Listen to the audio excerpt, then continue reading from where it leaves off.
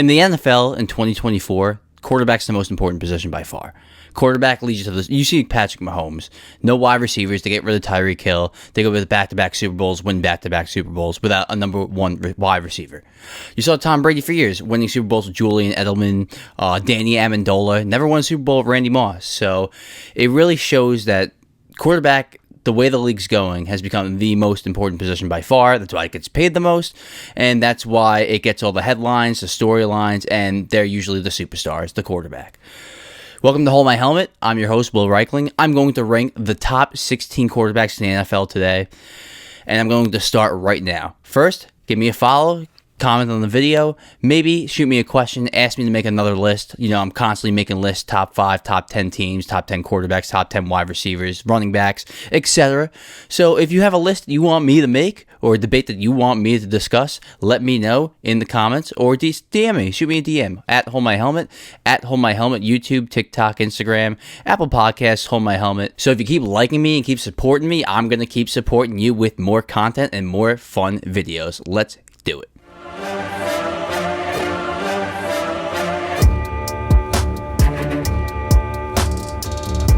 So I'm going to start at number 1 and work my way down. You know, a lot of people make their list, they start there at the bottom and they work their way up. I'm going to go the other way because, you know, the top 5's more obvious. Once you get to like 9, 10, even like 13, 14, it's very, very debatable. I mean, one person's list can completely switch from another person's list at that point. The top 5, I mean, it's pretty universal. I mean, what the order is in that top 5 might differ from here to there, but that top 5 is for the most part the same. Maybe the top 4. So number 1, Patrick Mahomes, obviously. If you're not picking Patrick Mahomes as the number 1 quarterback in the NFL, you're just trying to make a hot take. I said this about Caleb Williams being the number 1 pick. Obviously, Patrick Mahomes is the number 1 quarterback in the league, and it's by far. There's a huge gap. Patrick Mahomes, then a huge tier below, you know, you got Josh Allen, Joe Burrow, Lamar Jackson. Very big gap between those quarterbacks and Patrick Mahomes. 6 straight AFC Championship games, 2 straight Super Bowl wins, the second highest pass rating in NFL history behind Aaron Rodgers. And don't quote me on this, but I'm pretty sure that'll change in a few years. So I'm pretty sure he'll probably finish with the highest pass rating in NFL history. I think he's the second best quarterback in NFL history already. He's already won 3 Super Bowls, 2 straight. And how many seasons he played? 2018 was his first full season. So was that 7 full seasons? And he's already won 3 Super Bowls. Pretty much half the seasons that he's been a starter, he's won a Super Bowl. So it's pretty impressive. So let's do a mini side list here within the list. So let's name top 5 quarterbacks all time. So obviously I'm going to go Tom Brady 1, Mahomes 2. I'll go Joe Montana 3.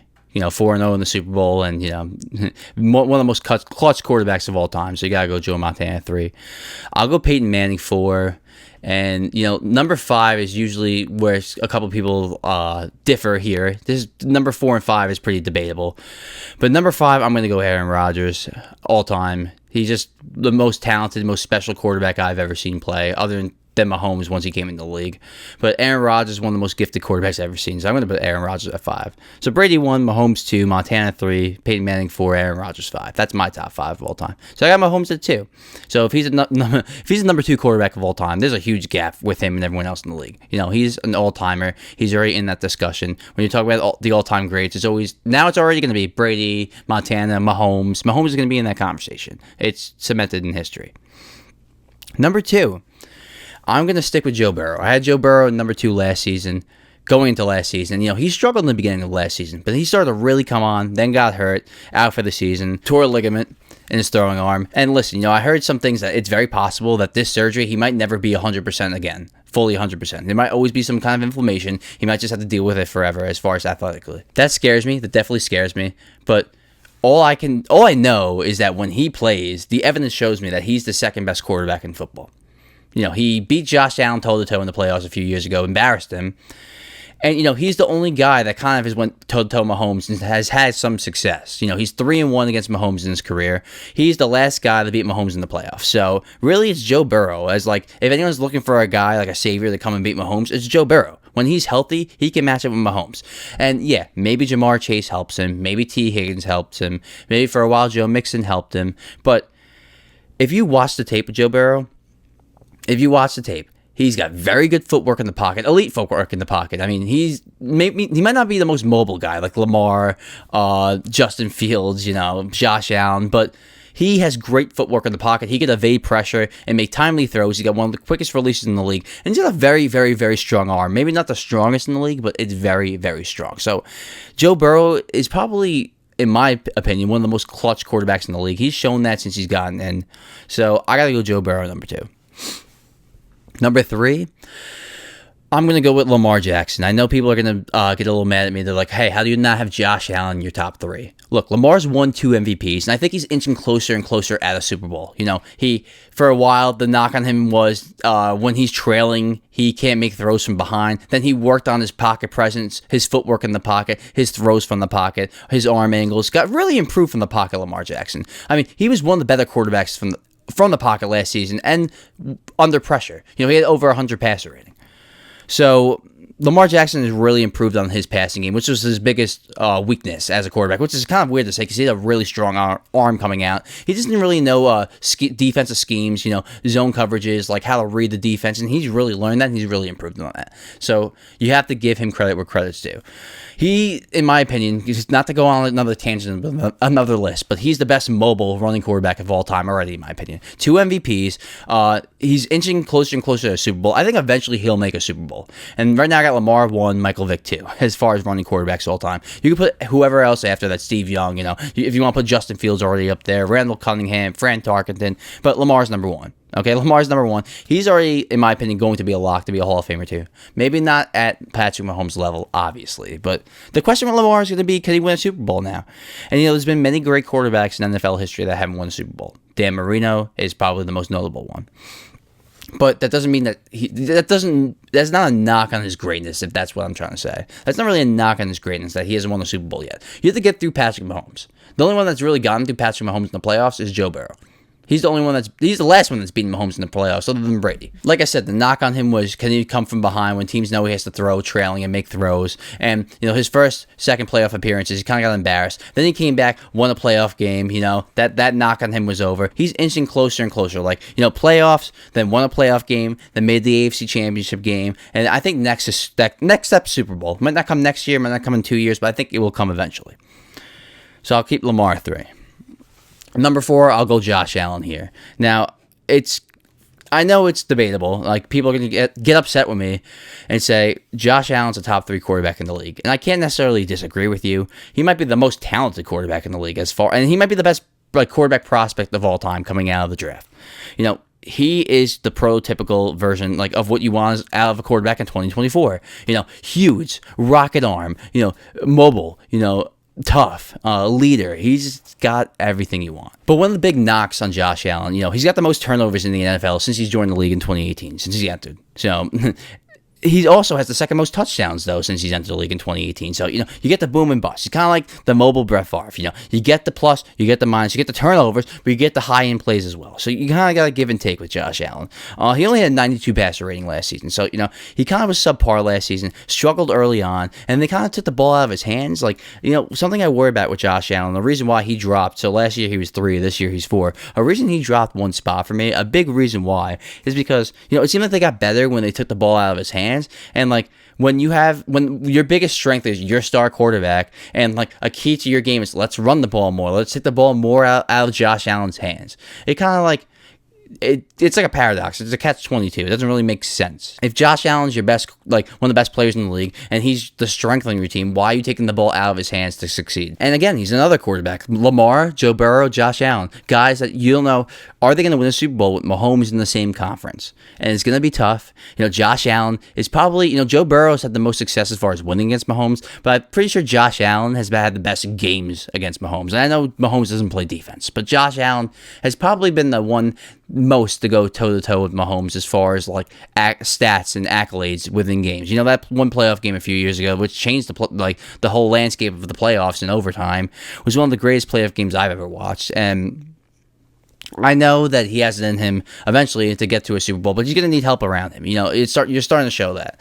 if they're taking the ball out of his hands, they were more successful last season. It's a little confusing for me. So that's kind of why he dropped the spot. Also, Lamar won another MVP, had the 1 seed, made the AFC Championship game.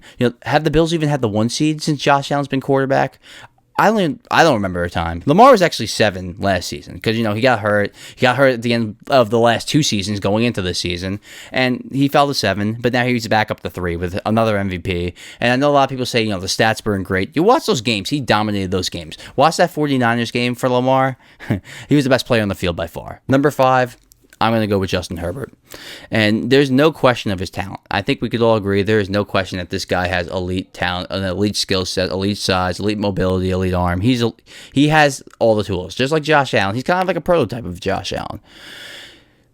But it's time to win some games. It's time to win some games. You're Justin Herbert. I'll give this season a little bit of a pass because, new head coach. You got rid of a lot of weapons and stuff. I still have them going 9-8, but I'll understand if they go 7-10 or 8-9. But after that, you got to start winning some games. Justin Herbert's kind of been similar to Lamar's, where it's kind of been steps for him. Missed the playoffs. Got better, barely missed the playoffs the next season, made the playoffs, blew a 27-point lead, whatever, lost, and then he finally took a step back. So he kind of has been inching towards finally making the playoffs. Now the next step's a playoff win. I don't know if that's going to come this season because, lost a lot of talent. Maybe Quentin Johnson steps up, but he kind of looks like a bust. And it really comes down to the head coach. A lot of people blamed it on Brandon Staley. You got Jim Harbaugh. So there's not really any excuses anymore. So you're really going to see if Justin Herbert's a top 5 quarterback now. I believe he is. And if you ask many GMs, they'll take Herbert in their top 5 any day. Ask any GMs the 5 quarterbacks that they want. I guarantee 80% of them have Justin Herbert in that 5. So he's a top 5 quarterback. Sometimes you're not going to see it in the wins. It's a team sport, and this guy has carried his team. To his second season had debatably, his first season had one of the worst offensive line in NFL history and set rookie records. Second season, terrible defense, barely missed the playoffs, almost carried them to the playoffs, barely missed last game of the season. Third season, injuries all around him, left and right. His number 1 wide receiver at one point was Joshua Palmer. Okay, so his number 1 wide receiver was Joshua Palmer his third season. Then he finally makes the playoffs. Has a 27-point lead. We all know how that ends against the Jaguars. But there's been steps with Justin Herbert, and I've seen him carry this team. And they've had a decent roster, but, dysfunction of the head coach, lots of injuries. And you look at Justin Herbert on film in games, you see that he's one of the best, if not the best player in the field at all times. So Justin Herbert at 5. Number 6. This, maybe this is a little too ambitious. Maybe this is a little too soon. But I'm going to go with C.J. Stroud. He had a great rookie season. To take the Texans from a laughingstock to now a legit contender coming into the season is very impressive. Very impressive. I don't think any of us saw this. But I would like to see for one more season, obviously. Maybe I shouldn't have put him this high this soon. But I think what I saw wasn't a fluke. I really do. He's way more mobile than I thought. 2, he always makes the right decision with the football. I see him assess the field, deliver the ball, deliver with accuracy and timing. So he's constantly making the right decision on the field. Kind of, a little bit of like a Jared Goff, Brock Purdy, where he sees it, makes the throw with anticipation, but he's mobile too. On top of that, and on top of all that, like I just said, Jared Goff, Brock Purdy. He's not like that because he makes big-time plays. He assesses the field, makes quick throws, doesn't make a lot of turnovers, doesn't make a lot of mistakes, but he also makes big-time plays down the field. He really does. And the ironic thing about C.J. Stroud, and this really is a good gauge at who's an elite quarterback and who's not. When you're trailing and teams know that you have to throw the football, how do you do? How do you perform? And his numbers were actually better trailing than when he was ahead, which is pretty ironic. When he was leading, when the Texans had the lead, he had a 62 completion percentage, 8 touchdowns, 4 picks, 92 passer rating. When they were trailing, he had a 66 completion percentage, 13 touchdowns, no picks, 112 passer rating. 13 touchdowns and no picks when they were trailing. When teams knew he had to throw, when he had to come back, had to tie the game, had to get his team back in the game, and teams knew that he was going to throw, pin their ears back and rush the passer and played the pass pretty much. Played the pass. He had 13 touchdowns, no picks. So I couldn't put him any lower because he just showed so much in that rookie season, so much that I don't think it was a fluke. I just don't. Number 7, Matt Stafford. And, 2 seasons ago after the Super Bowl, that season where he kind of got hurt, the Rams really struggled. I thought it was kind of it for him. I think I had him. Would I have him? I had him at number 10 last season. I'm pretty sure either 9 or 10 last season. Oh, number 9. I had Stafford at number 9 last season. So he's actually jumped from 9 to 7. Why? He showed me that, 1, he could stay healthy, and 2, he could lead a roster full of young guys to the playoffs. No one really thought Puka Nacua would come on, 5th round draft pick, but you gotta remember, Stafford was throwing him the ball. A couple seasons ago, Cooper Kupp, one of the most historic seasons in NFL history. Stafford was throwing him the ball. I know I said last week that Stafford, never won a playoff game with the Lions.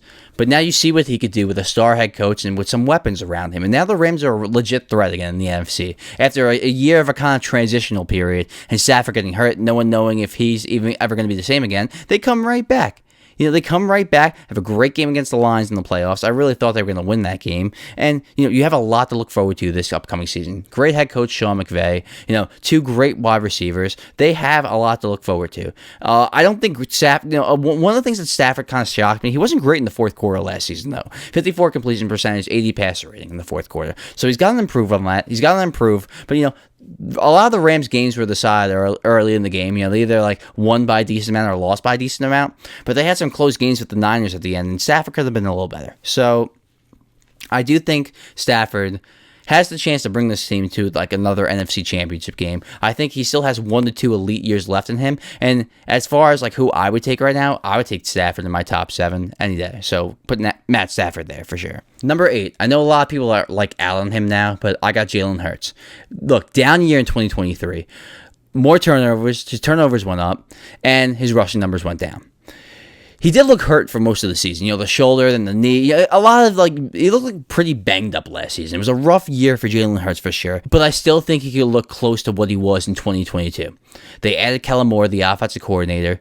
They added Saquon Barkley, the running back. They extended A.J. Brown, Devontae Smith. And then on the defensive side, they drafted 2 corners in the first 2 rounds. So they are revamping this team. I think the Eagles are going to bounce right back, be one of the best teams in the NFC. I think Jalen Hurts is a pretty damn good quarterback. It just was kind of I won't say a sophomore slump because what was it, his 4th season, but kind of a Super Bowl slump a little bit. I just saw him do enough on that Super Bowl run to be okay, this guy, it can be elite. Especially in the Super Bowl. It was probably the game of his life. And people kind of forget about that fumble he had that led to a touchdown. So, a little give and take there. But Jalen Hurts has shown me that he could be a top 5 guy in the league. It's just about being consistent with it. And one thing that does kind of worry me, like I said with CJ Stroud, he was better trailing than ahead. Same situation with Jalen Hurts here, but Jalen Hurts was awful when they were leading. When the Eagles were ahead, he had a 62 completion percentage, 6 touchdowns, 11 picks, and a 70 passer rating. That's awful. That is awful. Having the lead, usually you have the running game to your advantage, play action, a lot of wide open guys down the field. He kind of struggled, and a lot of that was just they got a little too pass happy at times. They didn't use his running to his advantage, but maybe he was also hurt. But those are awful numbers. So when he was ahead, he was awful. But when he was trailing, he was great. 65 completion percentage, 10 touchdowns, 3 picks, 100 passer rating. So a little bit of CJ Stroud there, where when teams knew he had to throw, he made big throws, and he did make a lot of big throws last season. Yes, he took a step back, but he made a lot of big throws on the deep ball. Something did look like it was missing, but he still made a lot of big plays. He did. He really did. I still think he's a top 10 quarterback. I just think he had a little bit of an off year, and I think he can bounce back this season for sure. And I think the Eagles are going to be one of the best teams in the league again. So I think Jalen Hurts has a nice resurrecting season, and I think people remember why they were saying he was an MVP candidate 2 seasons ago. Number 9, Jordan Love. And I was going back and forth about Jordan Love at number 8 and Jalen Hurts at number 9, but Jalen Hurts, I saw him do it for longer. I saw a full season out of Jalen Hurts. I saw a full playoff run out of Jalen Hurts. I saw him be elite in the Super Bowl. From weeks 11 to 18, Jordan Love was elite. 18 touchdowns, 1 pick from weeks 11 to 18. Great effort in the playoffs against the 49ers. They almost beat him. But obviously, I'd like to see more than 8 games. But he's still a top 10 quarterback, in my opinion. I am very optimistic of what I saw down the stretch. The Packers have a lot of good young wide receivers, and he really did make it work. He made a lot of elite throws down that stretch. Some of those touchdown throws he made down the stretch, off balance, the different arm angles. He really is kind of a Mahomes replica. And maybe sitting for this long, the Packers have figured something out maybe. This guy kind of needed only a couple games to really get it going. So I really liked what I saw down the stretch from Jordan Love, and I think he has what it takes. I would like to see more than 8 games, yes. But the arm angles, the arm strength, the mobility, the accuracy, the confidence, the leadership. The teammates are galvanizing around him. I think Jordan Love is an elite quarterback. And I think he can potentially enter the top 5 next season. I have the Packers winning the division. Number 10. I know a lot of people forgot about this guy. Aaron Rodgers. Not too long ago, he was the back-to-back MVP. He has weapons now. Even his last year in Green Bay, people say he was awful, subpar. He threw 26 touchdown passes. I think he has at least 2 more 30-plus passing touchdown seasons in him, especially this season. Yes, he might not be as mobile as he once was, but he still has a top 3 arm in the league. He still has an elite arm, and he's got whip on that arm.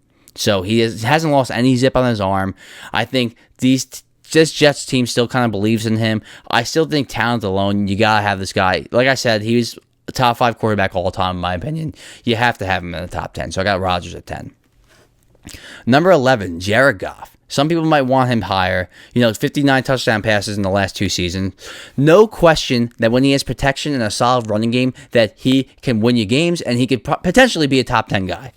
But he's the type of quarterback that when everything is not going right for him, he might not succeed. He needs everything to go perfectly for him. He needs a solid running game. He needs his offensive line to step up. He needs the play act. He needs that running game so that play action works. He needs things working for him. He needs to play within a system. He can't ad-lib. He can't make things happen when teams know that he has to throw.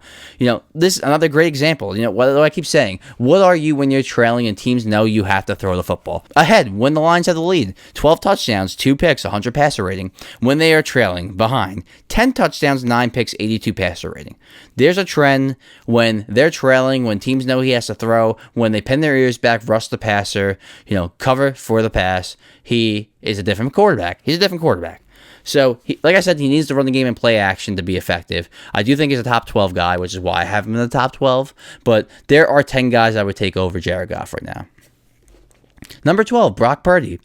111 career passer rating. If he had the minimum requirement of games, that would be an NFL record. So you just can't argue that his numbers have been elite. He's been a top 12 guy. Some people have him in the top 5, top 10.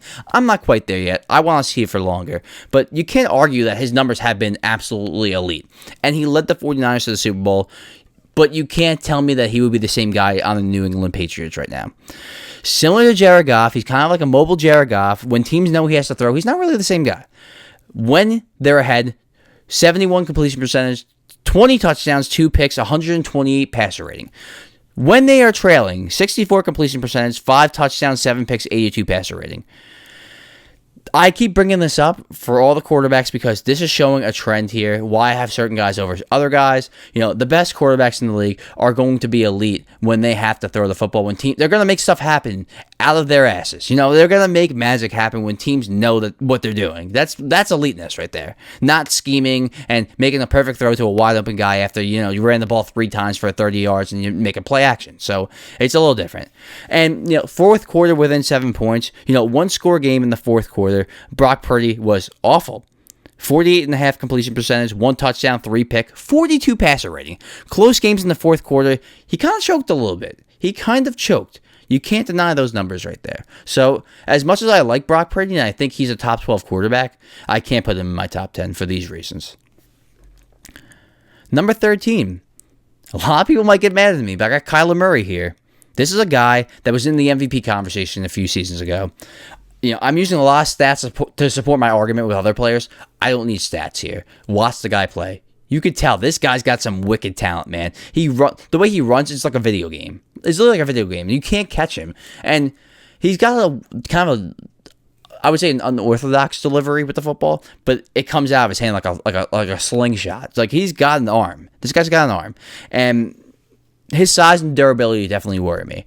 With his size, he can get hurt a lot. He can have some serious injuries. And at the line of scrimmage, a lot of batted balls, deflected balls at the line of scrimmage by the D-line. We've seen it happen right now. So, the size and the durability, definitely a big concern for me. But watching this guy play, he's really fun to watch. And I would take this guy. You give him Marvin Harrison now. You're finally starting to build a culture in Arizona. And I said last season, if You don't get the number 1 overall pick and you can get Caleb Williams. Keep Kyler Murray. And they did that because you saw him. What were they, 1-8 with Josh Dobbs or whatever? He comes back to go, 4-4 down the stretch. So you could tell that he's a difference maker. He's another one with Justin Herbert, CJ Stroud. There's level to this. First season they were bad. Then they made the playoffs. No, sorry. First season they were bad. Then they had a red hot start. Got cold, missed the playoffs. Then they make the playoffs, MVP conversation. Had that rough playoff loss against the Rams. Took a step back. So, he was building up. There was progression with Kyler Murray. So, I think, you got to be patient with this guy because, yes, he's undersized, he's small. The video games, there's concerns about his commitment. But he's got the talent. He really has the talent. I thought he was a top 10 guy before all this kind of controversy happened. And you might be a little mad that I have him over this other guy. And number 14, I have Dak. Why do I have Kyler Murray over Dak? Kyler Murray has way more physical attributes than Dak. He has a stronger arm. He's more mobile. He has more it to him. And I know Dak puts up great numbers in the regular season. Last season was probably his best season statistically. He always plays like a top 10 quarterback at the regular season. But like I said, there's currently 13 guys that I would take over Dak. Why? I really do think he just chokes in the playoffs.